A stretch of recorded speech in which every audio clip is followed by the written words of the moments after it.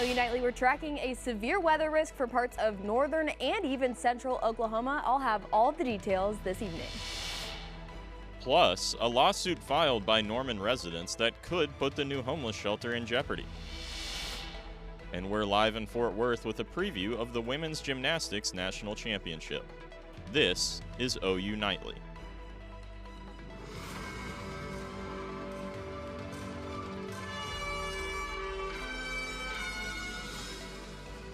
As you join us live, a severe weather risk for the Norman area tonight.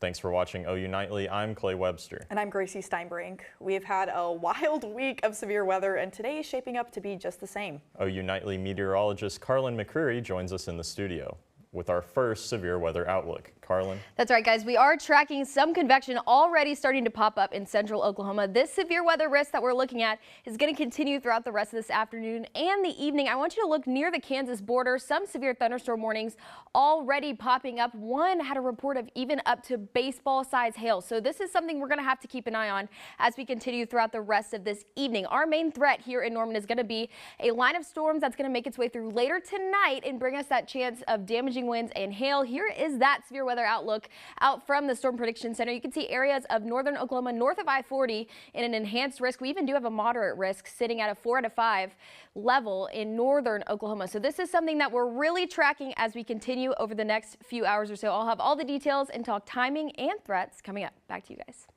Thanks, Carlin. You can report damage from hail and high winds at the website on your screen, damage.ok.gov.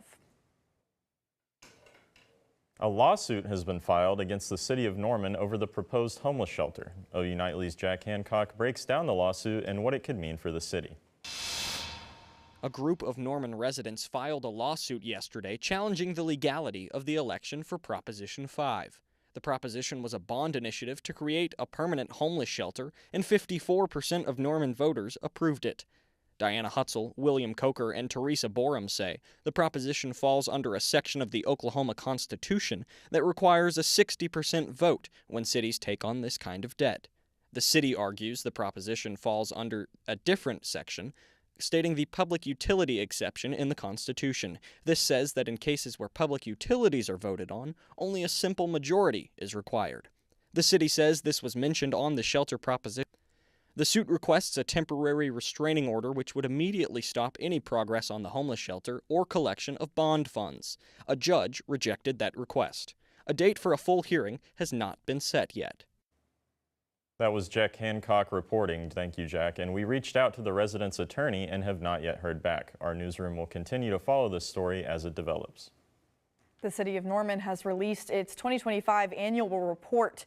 The report includes the city's crime numbers from the past year. From 2024 to 2025, the city saw a 9% decrease in major crimes and a 13% decrease in injured-related car crashes. The number of property crimes also fell by 15%. There are new developments in the conflict between Israel and Lebanon. OU Nightly's Bella O'Neill Dooley has that and the rest of today's national and international headlines from the News Center. Israel and Lebanon have reached a 10-day ceasefire, and Iran declares the Strait of Hormuz completely open. The key shipping channel is open to all commercial ships for the remainder of the ceasefire. President Donald Trump praised this on Truth Social, but proceeded to claim the U.S. naval blockade will stay in full force until Iran agrees to the terms for ending the war. With the changes of the Iran war ending going up, the dreaded gas prices are going down. The U.S. oil benchmark, WTI crude, dipped below the $90 mark this morning. It is usually sold for $67 a barrel, but since the Iran war started, $90 is good compared to the earlier this month when the price was over $100. AAA reports the average gas price is $4.07 a gallon. This summer, ICE will look a little different. The acting director of Immigration and Customs Enforcement, Todd Lyons, is expected to leave the agency and step down on May 31st. Lyons did not say a reason for his departure during his testimony before a House subcommittee while he was questioned on all of the issues with ICE. His replacement is not yet clear. And a Chinese man is ordered by a Kenyan court to a year in jail and a $7,700 fine after trying to smuggle over 2,000 ants out of the country. Clay, Gracie. Thanks, Bella. Coming up, what to expect on the roads this weekend. How Cleveland County and more law enforcement will be cracking down on drunk driving. Plus, a cell phone ban for Oklahoma public schools may be back for another year. How this could impact students. And you're taking a live look at a piece of history. A sapling of the Oklahoma City bombing survivor tree. Sunday marks 31 years since the attack on the Alfred P. Murrah Federal Building. Still ahead, hear the story of a man whose key role made a big difference in the investigation after the break.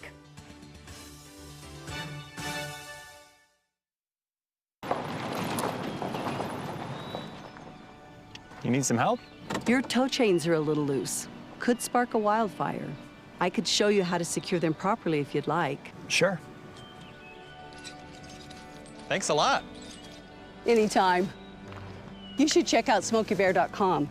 They've got a bunch of tips on wildfire prevention. Only you can prevent wildfires.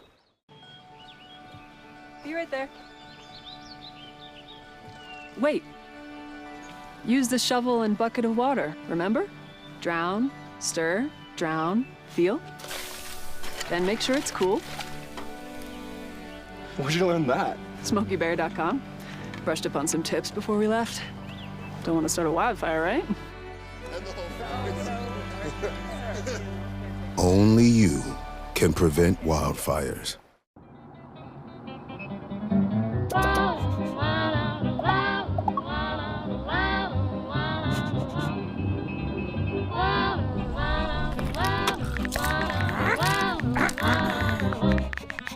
No, no, no. Turn it down. Turn it off. Get a hand. Lose the bells and whistles. Drive without distractions. OU Nightly. April 19th marks the 31st anniversary of the Oklahoma City bombing, the largest domestic terrorist attack in American history. OU Nightly's Lyndon Potter sat down with one of the FBI bomb technicians on the scene, who shares his story from the front lines of the investigation. While the world watched the horror unfold, one FBI bomb technician was on the ground, working to make sense of the chaos. So I looked over back towards downtown to the west, and it was already covered in a big cloud of smoke. For Barry Black, his FBI career began in accounting before he later realized his passion wasn't in the office. It was in the field as a bomb technician. He worked his first case as a bomb technician in Oklahoma City, not knowing his job would be so crucial to the investigation. And as the bomb technician on the scene, mine was to just try to get a sense of what had happened. Of course, that 32-foot crater in the street was a pretty good clue, but it was just the magnitude, the scale and scope of the devastation was nothing that I had seen before and really hadn't been seen in this country before. Barry was part of the team that found the Ryder truck axle with a vehicle identification number, tracking the destruction back to Timothy McVeigh. Barry's work on the scene helped an exhaustive investigation come to a close. McVeigh was convicted with 11 counts related to the bombing and was sentenced to death. Barry has witnessed countless tragedies that other humans caused, but still believes there is still more good than evil. And the world's a dangerous place, but most people are good. So you got to look for the good in people. Reporting from Norman for OU Nightly, I'm Lyndon Potter. Thank you, Lyndon. OU Nightly will be at the National Memorial and Museum on Sunday, bringing you stories from the 31st anniversary. You can find our team coverage on our social media and YouTube at OU Nightly. The Cleveland Sheriff's Office will conduct a DUI checkpoint over the weekend. In a statement to OU Nightly, a spokesperson for the office says the checkpoint will be in collaboration with the Moore Police Department. The office encourages residents to drive safe and expect a heavy police presence on Friday. The Senate passed a bill 41-5 earlier this week to keep cell phones out of schools. The bill required every public school to have a bell-to-bell policy, banning students from having cell phones the entire school day. The bill returns to the House for final consideration before being eligible to be sent to the governor. And if you're having trouble looking for activities while your family's in town, find out what events the university has planned for Spring Family Weekend coming up. And we're tracking severe weather in the forecast as we continue over the next few hours or so. We even do have severe weather warnings out right now, severe thunderstorm warnings. I'll have what you need to know coming up.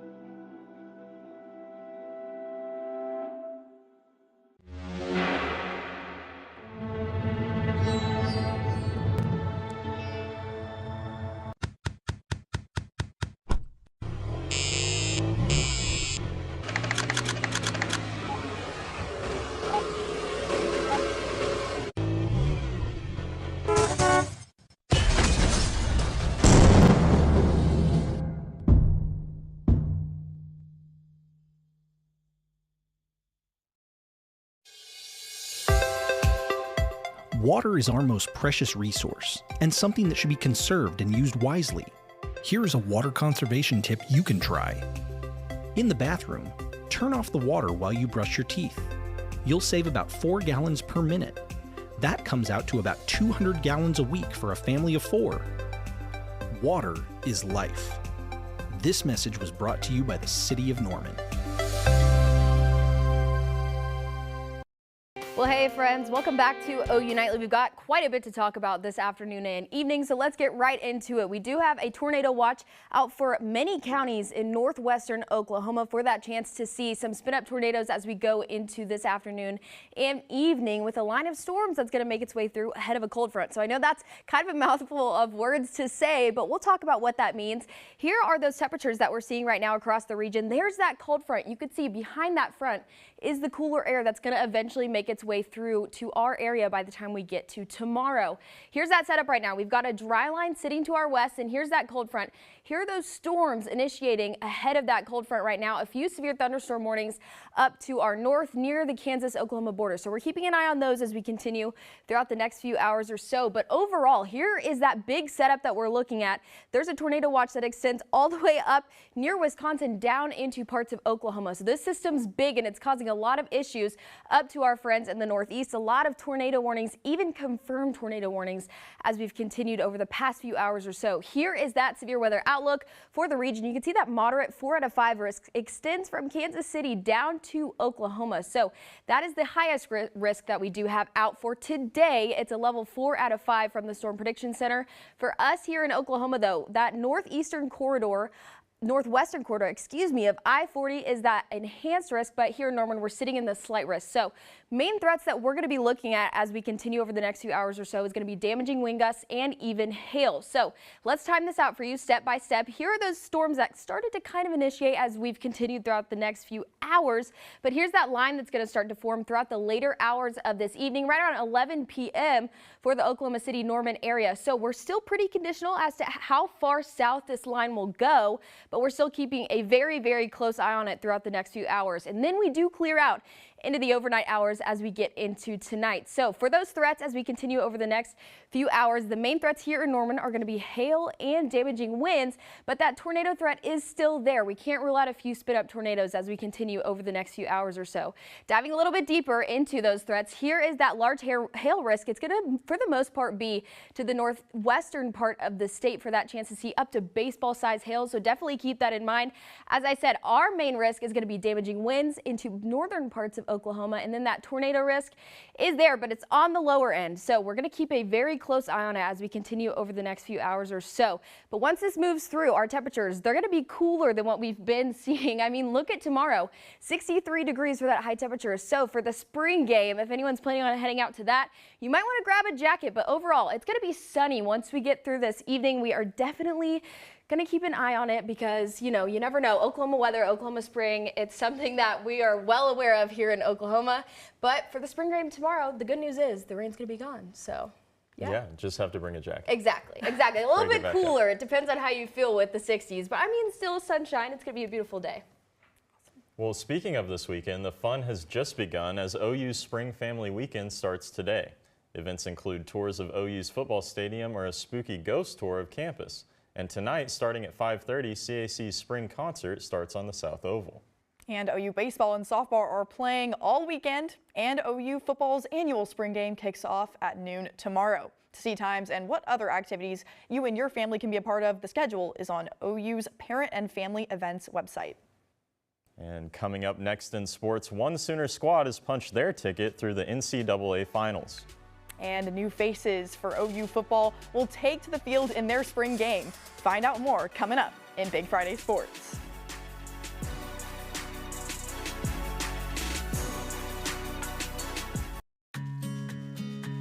Winter is upon us, and every Oklahoman knows that means unpredictable freezing temperatures. One of the main concerns with freezing temperatures is the damage they can cause to your home or business should they cause your water pipes to freeze over. Older homes, especially those without proper insulation or that have basements or crawl spaces with exposed pipes, are particularly susceptible to this. Here is Rachel Croft, City of Norman Water Treatment Plant Manager, to show you the proper steps you can take to prevent your pipes from freezing. The good news is you don't need to run a whole lot of water in order to combat freezing from your pipes. Here's how you do it.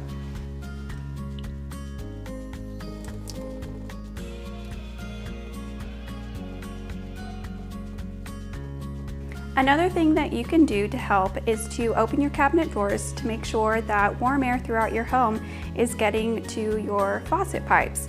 But you want to make sure to remove any harmful chemicals that any small children or pets could have the ability to reach.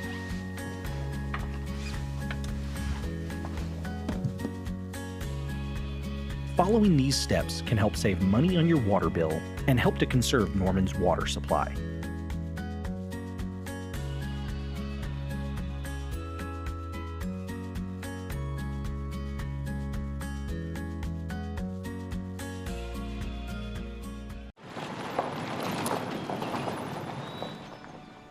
You need some help? Your tow chains are a little loose. Could spark a wildfire. I could show you how to secure them properly if you'd like. Sure. Thanks a lot. Anytime. You should check out SmokeyBear.com. They've got a bunch of tips on wildfire prevention. Only you can prevent wildfires. Back to a jam-packed Big Friday Sports. I'm Michael Thompson. That's Oliver Schaefer, and championships are on the table for several Sooner squads. O'Reilly Sports reporters Sydney Cannon and Peyton Davis are live in Fort Worth for the NCAA Women's Gymnastics Championships. Peyton, Sydney? We are live in Fort Worth, Texas at the Kimball Art Museum. We're just down the road. OU Women's Gymnastics painted a clear path to the national championship meet tomorrow. It was a work of art performance last night, including an all-around winning showcase by senior Faith Torres and a season-high team vault score. Here's a look at how it went down. OU opens the night on vault and wastes no time setting the tone. Junior Kira Wells delivers a near-perfect 9.95, sticking the landing and igniting the Sooners' momentum. Faith Torres follows with a 9.9375 on vault and shines across the board with exquisite routines on bars and beam, earning a 9.95 on each. And for the first time since February, Torres closes the night on floor and caps it off, claiming the all-around title, becoming just the 5th Sooner in program history to do so. Tomorrow at 3 p.m., OU will face LSU, Minnesota, and Florida at 4 on the floor. Under head coach KJ Kindler's leadership, the team has never missed NCAA competition, and she is one of 2 active head coaches to have an NCAA title. Hear what KJ Kindler says her team needs to do to win their 8th national title. Saturday's a new day, and so I'm sure it will bring, new challenges, new results, all sorts of things. The process is what we're focusing on right now. Recovery, hugely important to our team so that we can feel good physically and mentally. I think, like I said, consistency is key for us, and if we can be close to who we are, then we'll have a great night. Tomorrow will be the 12th time in 13 years the Sooners advance to the championship meet. This squad will also look to earn back-to-back championships for the first time since 2022 and 2023. Reporting from Fort Worth, Texas for Sydney Cannon and Peyton Davis, we'll send it back to you guys in Norman. Thank you both. KJ is not the only Oklahoma gymnastics coach looking for a record national title. OU Nightly's Elle Gedman has more on the Sooner men on the mat looking to pop champagne in Champaign, Illinois. Men's gymnastics will be moving on to the final day of the NCAA championship with a final score of 322.825. Their season is undefeated so far. But don't hear it from me. Let the team tell you how they felt going into this weekend. Just having a season where we've met every challenge and won every meet so far and kind of done it in a fairly easy fashion that just have gotten the job done when we need to, and having that confidence going into the national championships is all we really need at this point.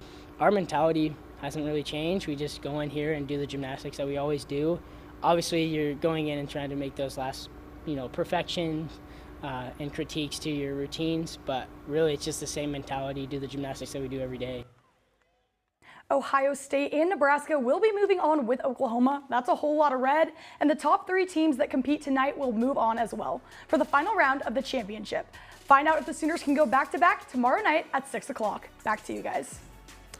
Owen Heineke has been granted another year of eligibility. This is after a hearing at the Cleveland County Courthouse. Heineke, who is preparing to go pro, returns to the Sooners, who welcome him with open arms. Heineke recorded 34 tackles, 3 sacks, and a forced fumble. Head coach Brent Venables couldn't be more excited to have Heineke back.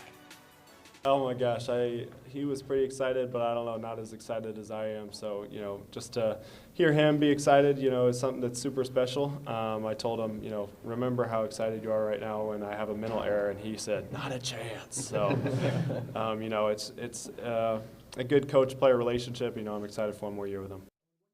Team 132 will battle each other tomorrow at noon in the annual spring game, which will be a full 60-minute contest with normal timing in the first quarter. After that, the final 3 quarters will be on a running clock. Fans can enter the Palace on the Prairie beginning at 10 a.m. Owen Heineke will not be on the field, but OU Nightly's Hunter Cornejo tells us about a new defensive addition that will grace Owen Field for the first time as a Sooner.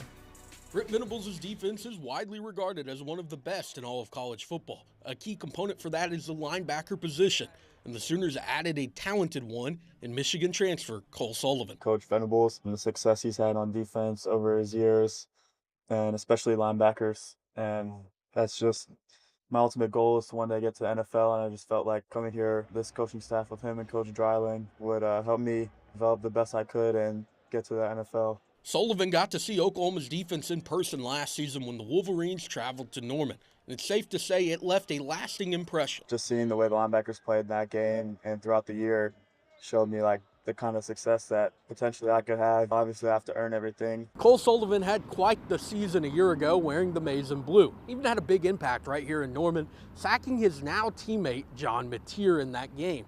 That's a moment that neither Sullivan or Mateer have forgotten about. I've brought it up to him as much as I can. I try to bring that up to him. On my recruiting trip, Coach Dreiling pulled up the clip for him when he walked in the door, so that was pretty funny. He's a good sport though. He's real, obviously he's real competitive, so he got a little mad, but no, he laughed it off. While Sullivan played his now rival Texas in the Citrus Bowl this past season, he's still yet to experience the atmosphere the Cotton Bowl offers, but his teammates have already started to prepare him. I've heard a lot about it. Obviously the hatred runs deep because it comes up a lot more than I expected already. I'm just really excited to get to play in that environment. The Michigan-Ohio State rivalry is home and away. It's a little different. It's a neutral site, so I've heard it's a great atmosphere. In Norman, Hunter Cornejo, OU Nightly. Great stuff, Hunter. Coming up, OU women's tennis rallies in their own alley against some Tigers, while OU softball is returning to where they love after a Bedlam loss. We'll have the latest forecast causing changes for Diamond Sports coming up next in Big Friday Sports.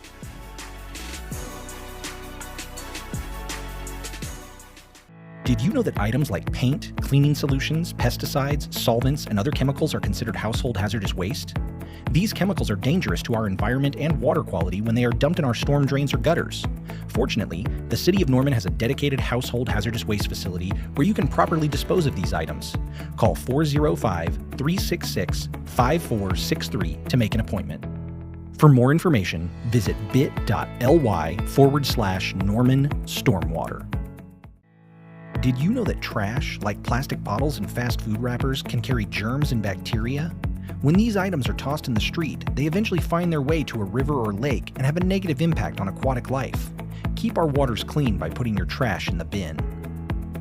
For more information, visit bit.ly/Norman Stormwater.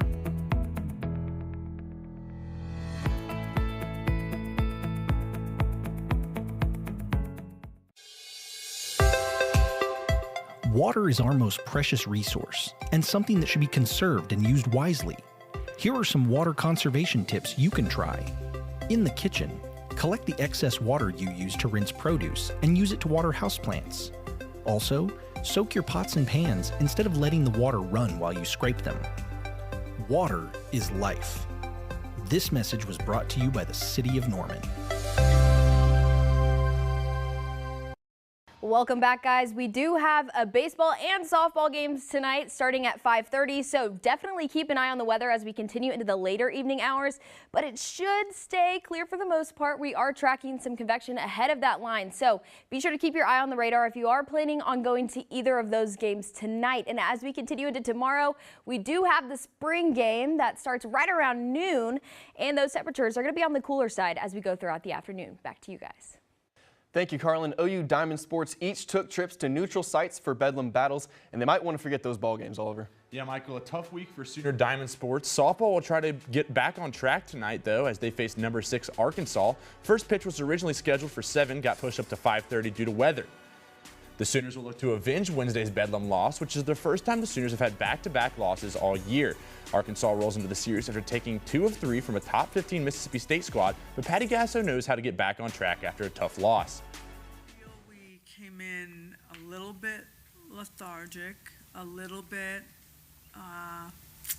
like we got this maybe. I don't know, except it's unacceptable for the Sooners. So I'm not taking anything away. They absolutely won that game and beat us. Well, after a stormy night ended a gloomy performance against Oklahoma State last Tuesday, OU baseball could be in for another round of weather. Game 1 against Missouri at Kimry Family Stadium has been moved to 5:30 p.m. tonight. Missouri is the worst team in the SEC, so OU could have an opportunity to bounce back after the Bedlam loss. The SEC Women's Tennis Championship is in full swing in Norman. The Sooners look to ace the competition as they are facing LSU right now. The Sooners won their last meeting 4-0. With a win, they would clinch a berth into the semifinals tomorrow, which could set up a Red River rivalry match right here in Norman.